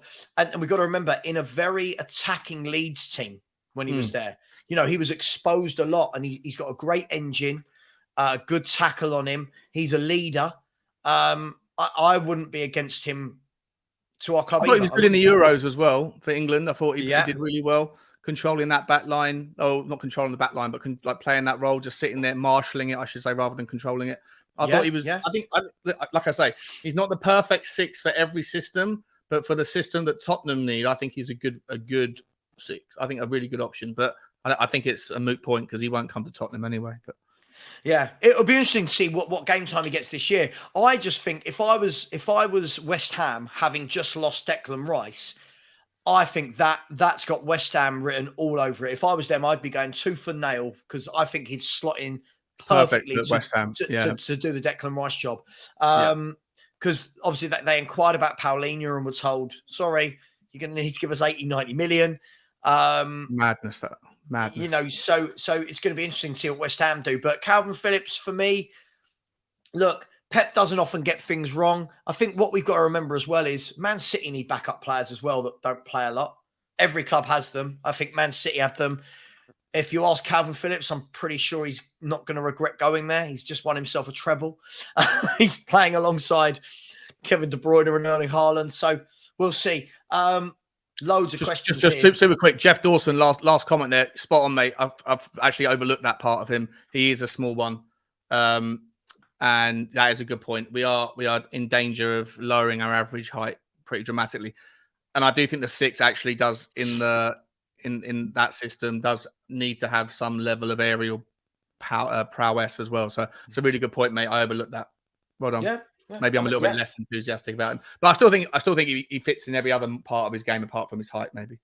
No, I agree with you. I think he's I just think sometimes if a player has a bad season, it doesn't mean they're bad. It means maybe they need to go into a new team and revive themselves. For example, Kovacic didn't have a great year. I bet you he has a much better year playing for Man City in a happy team that win every week.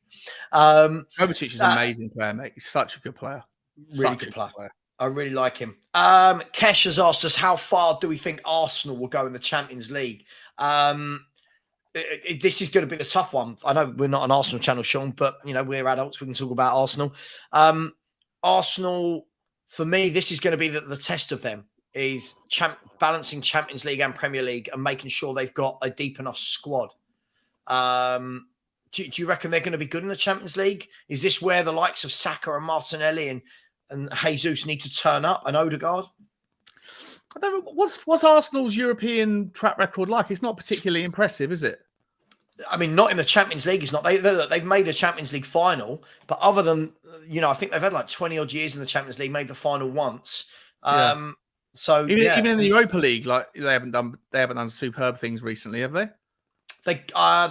Well, I guess most of the time they're not right? in the Europa League, are they? Most of the time, then when they, okay. Yeah, I think they got to the final against Chelsea a few years back, and Chelsea beat them. But yeah, I'll be interested to see because can they play Saka, Martinelli, Odegaard, Jesus every single game? Can they play week in, week out? Have they got enough depth? Is that why they bought the likes of Havertz to give them depth? It's going to be interesting, isn't it? To see what they do. What's your thoughts on Kai Havertz? I'm not blown away by him, to be honest.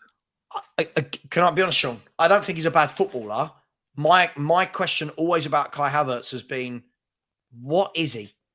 I don't know. I don't know what he is. Is he a centre forward? Is he a number 10? Is he like a free roaming 8? I don't know what he is. Yeah. But Arteta must have seen something that he's gone, yeah, I can work with this. Yeah. Chelsea saw it as well. So and Germany playing week in, week out. So it's a tough one with Havertz. I don't really know. I don't know either, to be honest. Like I say, I've never been that impressed when I've seen him play, but to command the valuation and the interest that he got, there must be something in him that people who are smarter than I am at football, that they see and appreciate. Absolutely. Where are we? Chris Agombo has said Rice is a very good player. Is he worth over 100 million to West Ham and Arsenal? He does. I think that we won't labour the Rice point. I think this is the key thing.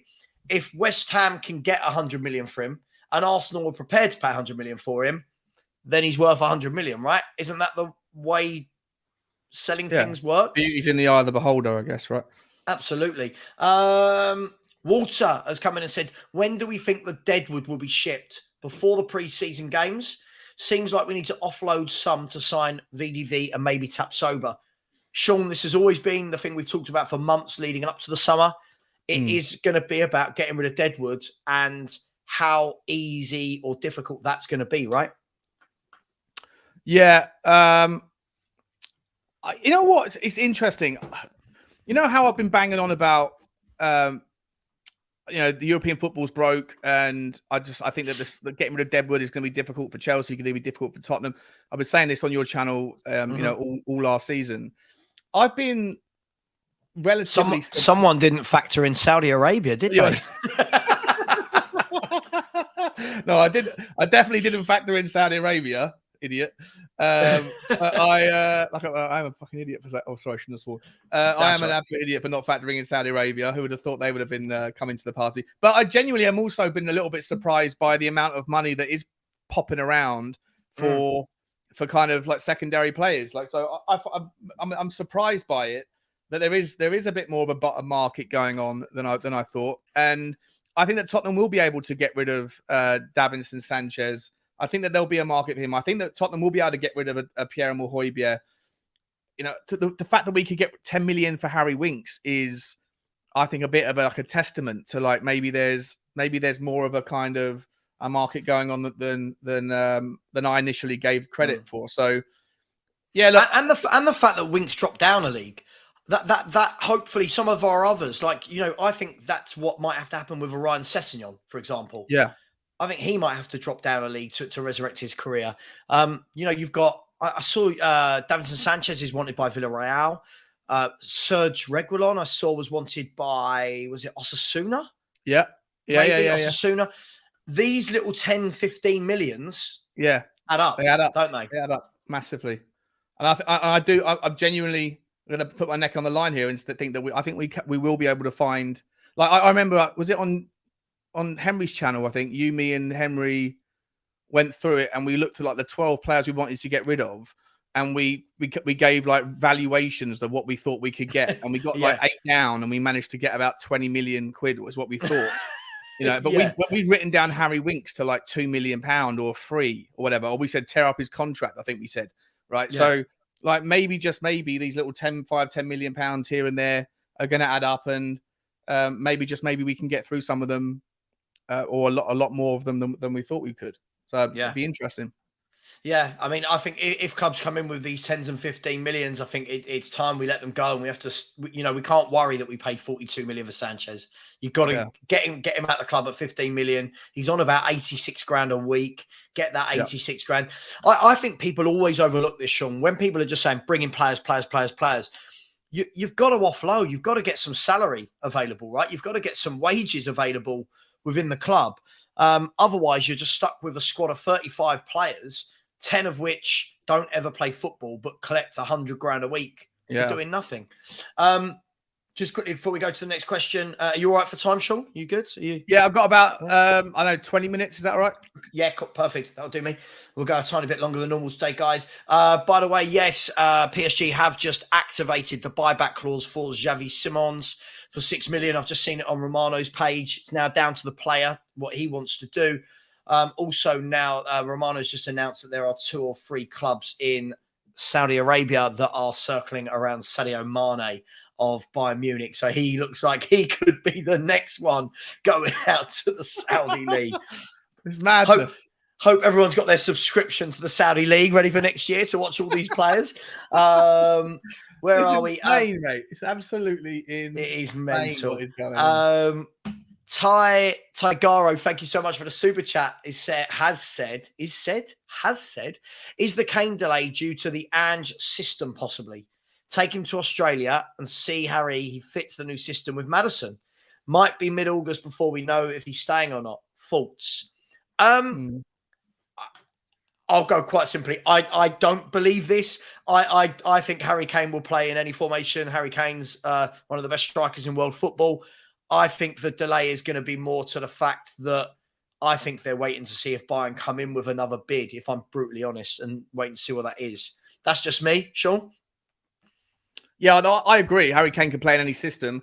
But what I would say, though, is that if you are going to lose Harry Kane, then there's very few systems out there where the number 9 is less impactful than other positions around it than Ange Postecoglou's. And so maybe the impact of losing Harry Kane is going to be gargantuan anyway, but the impact of losing him into an Ange system, you could make the argument that it's less impactful losing Harry Kane if he was to play the 9 for the Ange system than it would be for anybody else's, simply because the role of Kyogo for Furuhashi is more sacrificial lamb, pulling players out when they have the ball, getting on the end of moves rather than being the creator of the move like Harry Kane usually is. So obviously it's going to be a massive loss either way, but I think there is a little element of an argument that you could make to the person who put the super chat in.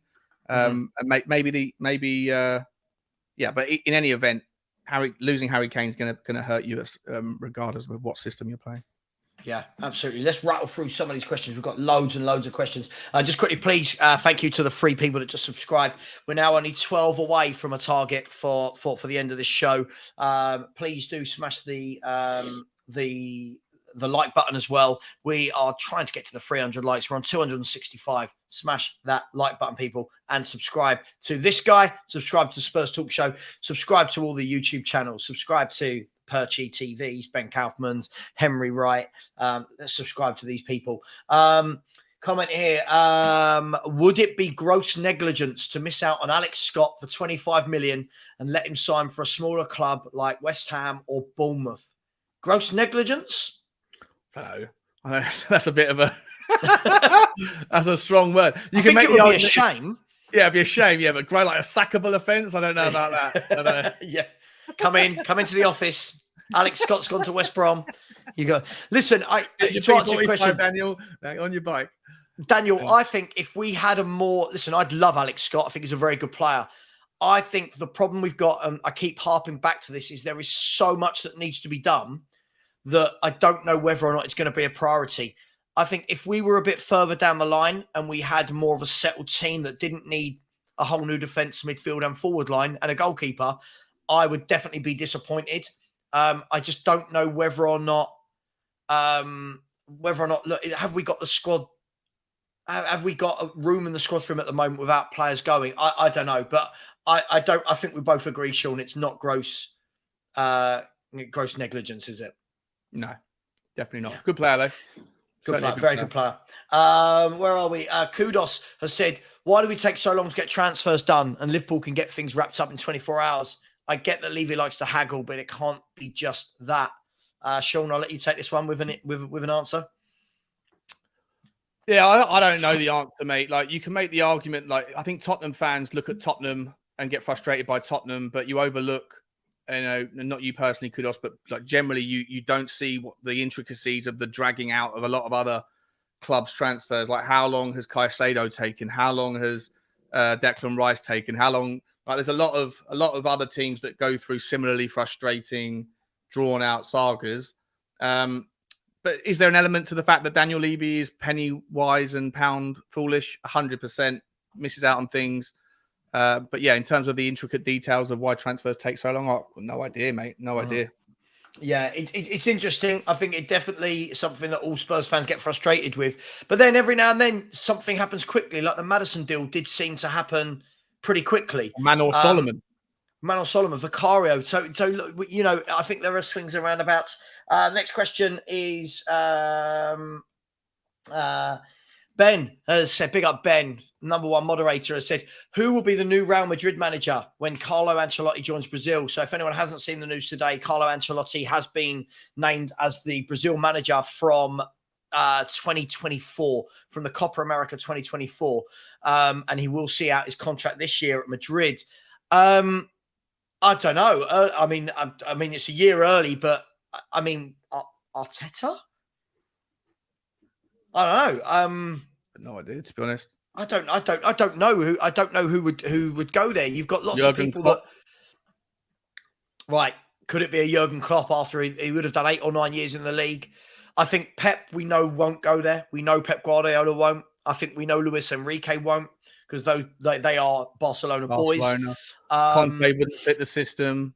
Simeone wouldn't fit wouldn't like their system wouldn't fit the fans' expectations. Poch, maybe, yeah, if he fails at Chelsea within 1 year. Who knows? Ben, I'll tell you what. Let's answer that question as the season goes on and the next 15 Premier League managers have been sacked. Just quickly, we've got another 14 minutes according to Sean's 20-minute timer. Keith Shields has said, what are your top summer signings that Spurs never got over the line? Jesus, mine are Maradona in 94, Letizia. Wow, you've gone. I mean, where do we go from Maradona? Were we actually legit into trying to sign Maradona, or was that just a nonsense rumor? Was it true? I don't know, because isn't that the same year we signed Jurgen, 94? Yeah. But that was also the same year that I first started watching Tottenham. So I had no real appreciation of. I was 8 or no, I was 9. Well, let's assume it's real. Let's assume we'll blame Levy as well. We'll blame Levy. He wasn't the owner. We'll blame Levy for not getting Maradona over the line. For me, I think a few we've missed out on down the years. I hate that we missed out on João Moutinho, if I'm honest. I thought he would have been really good for Spurs in our midfield. Yeah. Sadio Mane was obviously one that I think we wanted. I mean, at the time, not now, but at the time, do you remember the whole Berahino saga? And it was, you know, he was a good young forward scoring goals. I remember there was Rivaldo as well. Was it Rivaldo one of them? Was it Rivaldo? Yeah, I think Rivaldo. I think we had Morientes was another one that we were Morientes, Who's the guy that signed every year for 10 years but never came? Was it Leandro Demau, who never signed for Tottenham? I mean, we're turning into that with certain players now, aren't we? There are players that every window Spurs are linked with. But who was your to pivot the question, who was the name that of a player we actually did sign that excited you the most at the time?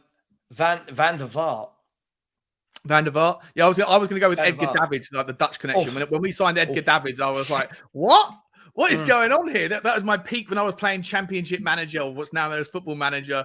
I was peak into that stuff at the time. I was like, how the hell have Tottenham just signed Edgar Davids? What's going on? Yeah, I think the thing for me, the real worry, not the worry, the worst thing was obviously we got him right at the back end of his career before he went and managed like Barnet or whatever. He went to manage Barnet.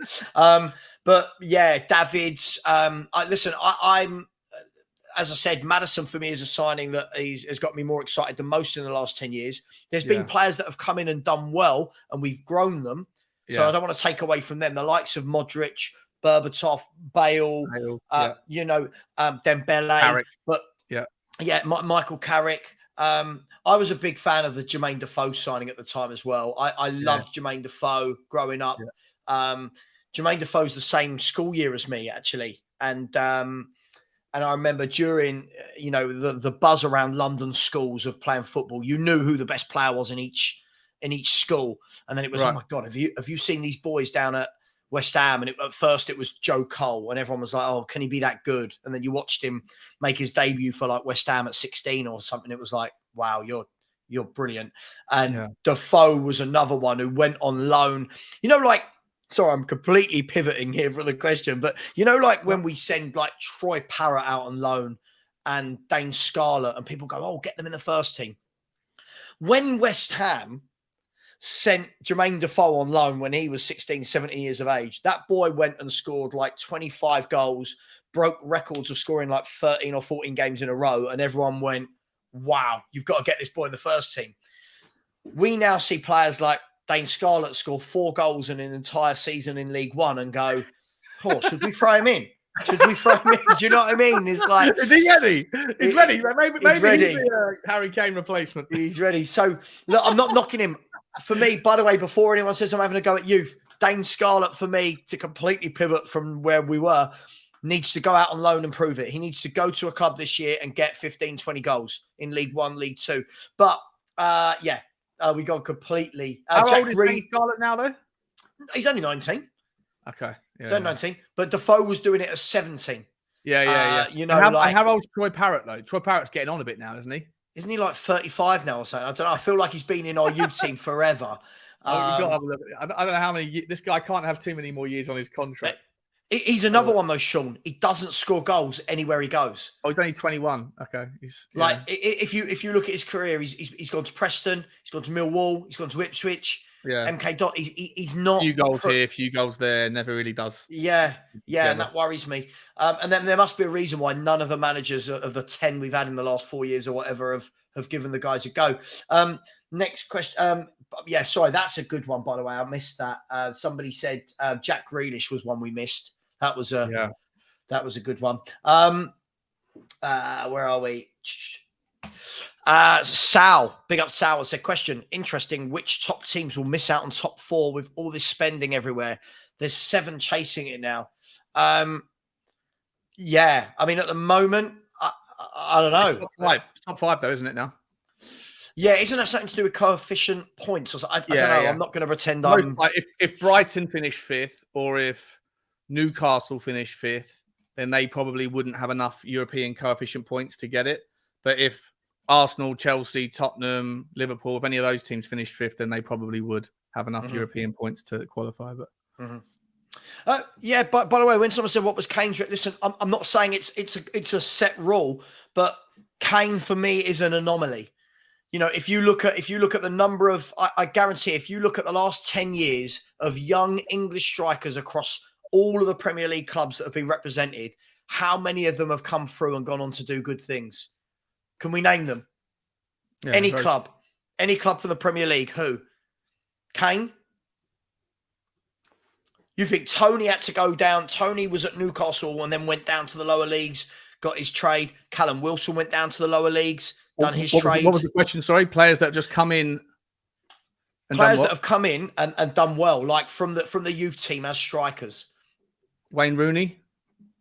Yeah, Wayne Rooney. If we're going back to the 80s or whenever he was about, we're going with Wayne Rooney.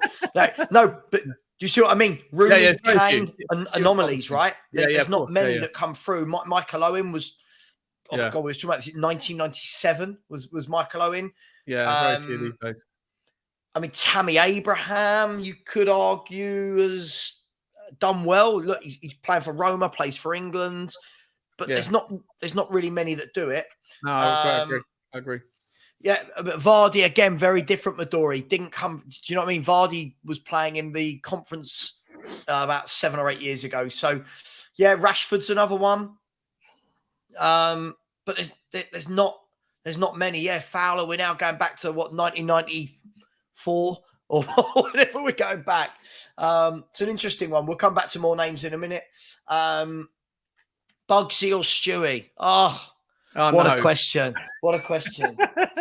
Stewie. Bugsy. Stewie all day long. No, Stewie's, look, I'll show you. If you think it's Stewie, look. Here he is. Look, here he is. Oh, there he is. Look. You're now star of the show, Stewie. Has absolutely no idea that 500 people right now are looking at him and he's thinking, I was asleep. Who's the guy on the Football Heritage on the logo? That's Frank. See, Stewie's annoyed. Stewie's like, don't use me. You went in the direction.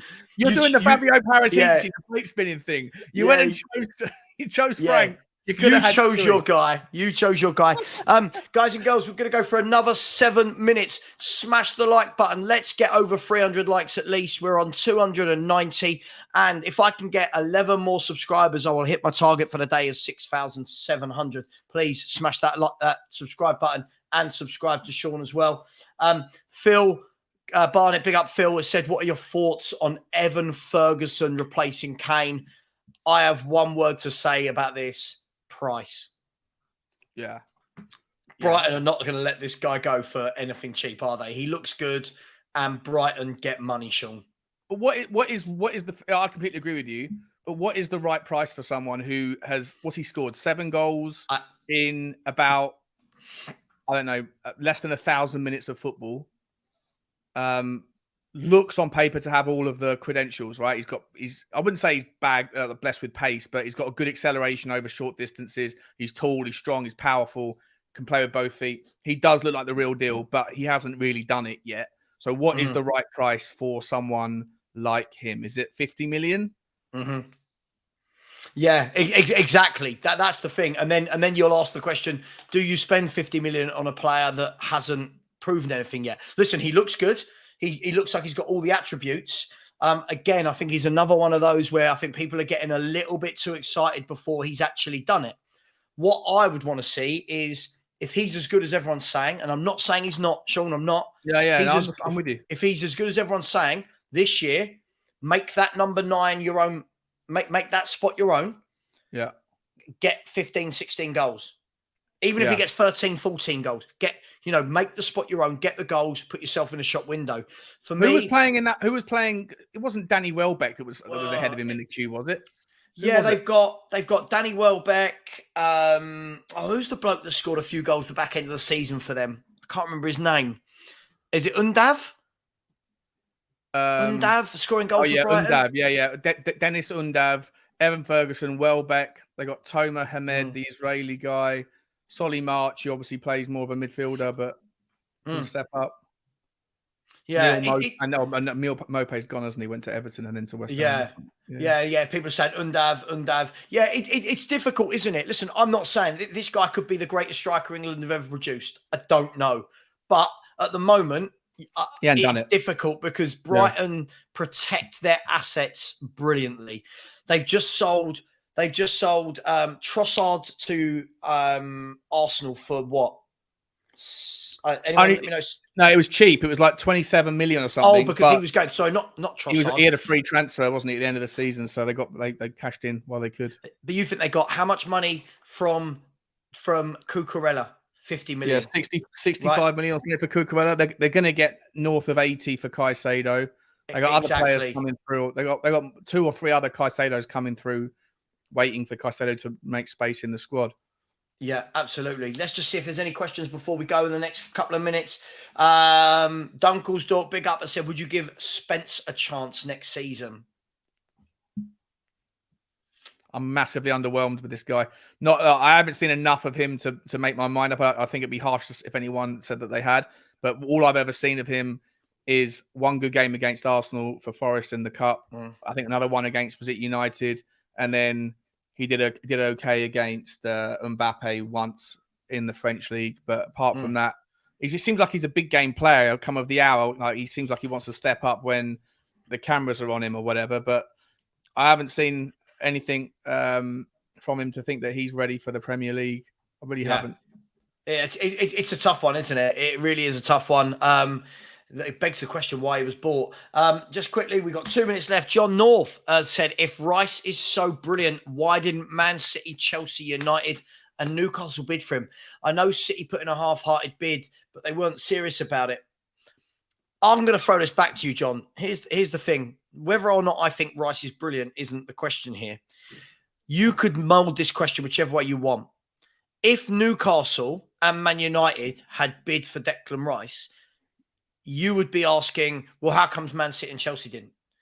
Surely they'll all know. These clubs aren't stupid. They'll know where he wants to go. They'll know, they'll have spoken to his agent, these clubs. What's the likelihood of him moving up north? What's it going to take? What does he want? And let's be fair, Arsenal fits him perfectly. Apparently, their training ground is 20 minutes from where he lives. He's going to play every single game. Man City did put in a bid, but let's be honest, Man City have no need to get into $100+ million bidding war when they've got Rodri, De Bruyne, Kovacic, Phillips. Man United, I don't believe, have 105 million spare for a central midfielder when they've already got Bruno, Casemiro, Eriksen. I feel like, do you know what I mean, Sean? I feel it's difficult. We can't just say, if this player's so good, why didn't this club go in for them? I don't think it quite works like that, does it? Yeah, and I think also maybe like you never know what's going on behind the scenes. Maybe that every club just has a quick phone call with the agent and says, "Oh, what's the situation? Oh, yeah, that they want over 100 million quid. Okay, thanks for letting me know." yeah, thanks. Yeah. And where do those clubs want to put their budget? Do you know what I mean? So for Newcastle, if we're saying why didn't Newcastle bid for him? Well, Newcastle have got FFP issues. Newcastle are already maxed out on FFP at the moment. They need to sell players before they can bring in more, which is bonkers to me. Like, I'm really surprised how quickly they've run up against FFP, considering I don't think they spent ridiculous amounts of money, and they were relatively. It was from before, wasn't it? Yeah, but I think they had a tight under what's his name, the Sports Direct guy, Mike Ashley. I think they always ran a tight ship with regards the profitability, but I think when the FFP rules changed to be like not so much about your profit, but more around your limit, like you can't spend more than 70% or whatever it is of your revenue, and Newcastle's revenue isn't very much, so the rules changed to probably affect Newcastle in a negative way with regards to that, so. And also, if you've got a club like Newcastle that have got X amount on a transfer budget, I think they'll be quietly happy with their signing of Tonali, right? And, I think it's really difficult to just say, why didn't everyone put in a £105 million bid? Look, Chelsea are putting in their own £105 million bid for Casado. Look, it is what it is. Sean, listen, thank you so much for coming on, mate. I've really enjoyed it. Always enjoyed it. I appreciate it, mate. Thanks for having me. Guys and girls, I'm sure you'll probably see me and Sean on some other stuff later on. I don't know. Have you got anything coming up today, Sean? You doing anything? Aren't we doing it on Henry's later? Oh, God, we are, aren't we? We're on with Henry. Go and subscribe to Henry Wright TV. We're on with Henry Wright. Please go over and subscribe to Spurs Talk Show. And please subscribe to myself. I'm now 8 subscribers away from the target today. It's only 11, 10 to 12, but of 6,700. Thank you very much. Thank you so much for all the comments. Thank you for the super chats. Thank you for becoming channel members. Thank you for getting the likes to 305. It still means 148 of you have not liked. Very tight people. As always, here is a little video to see you out. Take care, guys and girls.